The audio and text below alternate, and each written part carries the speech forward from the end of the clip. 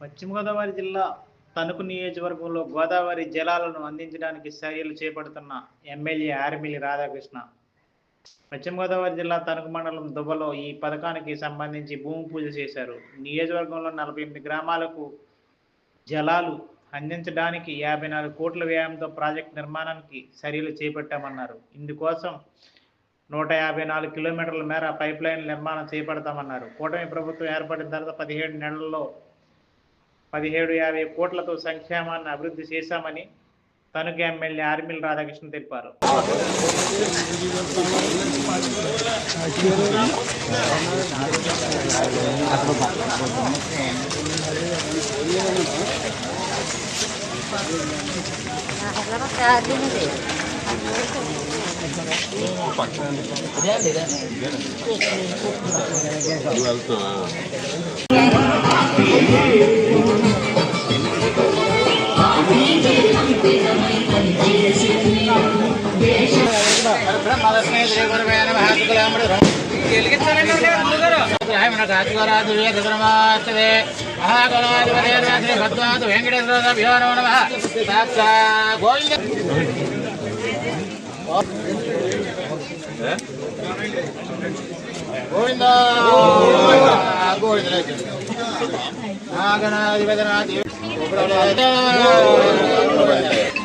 నిలుగు పెట్టాడు కనుపూర్చాడు గోవిందా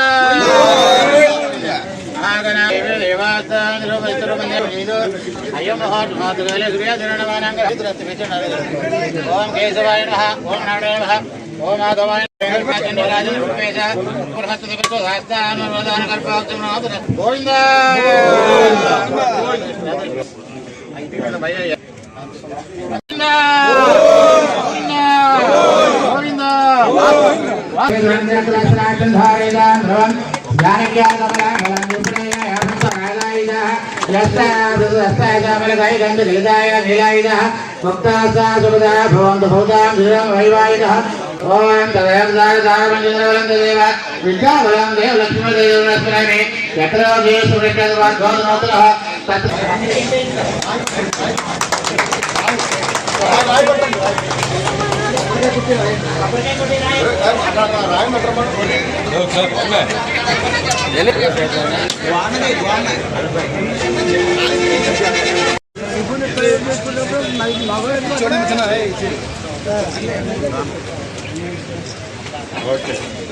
నియోజకవర్గంలో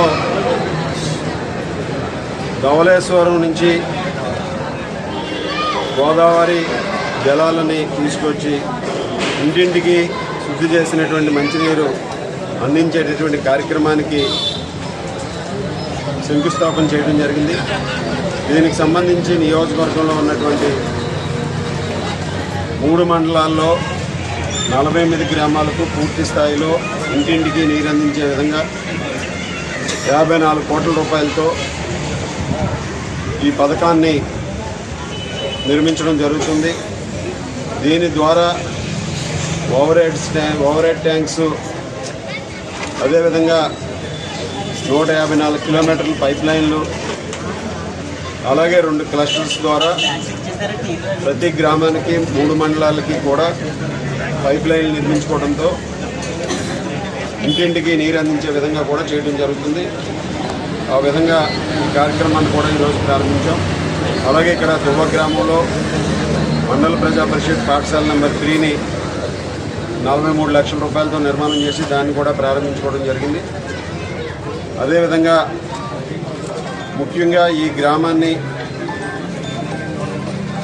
స్వచ్ఛ భారత్ కార్యక్రమంలో భాగంగా క్లీన్ అండ్ గ్రీన్గా ప్రతి నెల కూడా మండలంలో ఉన్నటువంటి ఒక గ్రామంలో మిగిలిన గ్రామాల నుంచి అన్ని గ్రామాల నుంచి కూడా శానిటేషన్ సిబ్బంది ఒక గ్రామానికి వెళ్ళి ఆ గ్రామాన్ని పూర్తి స్థాయిలో పరిశుభ్రం చేసే విధంగా కూడా ఒక కార్యక్రమాన్ని తీసుకున్నాం.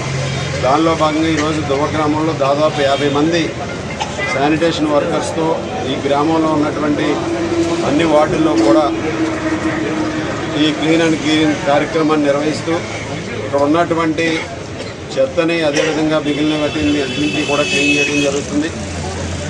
తద్వారా ఈ గ్రామాన్ని ఒక స్వచ్ఛ గ్రామంగా చేయాలనే ఒక సంకల్పంతో ముందుకు వెళ్తుంది.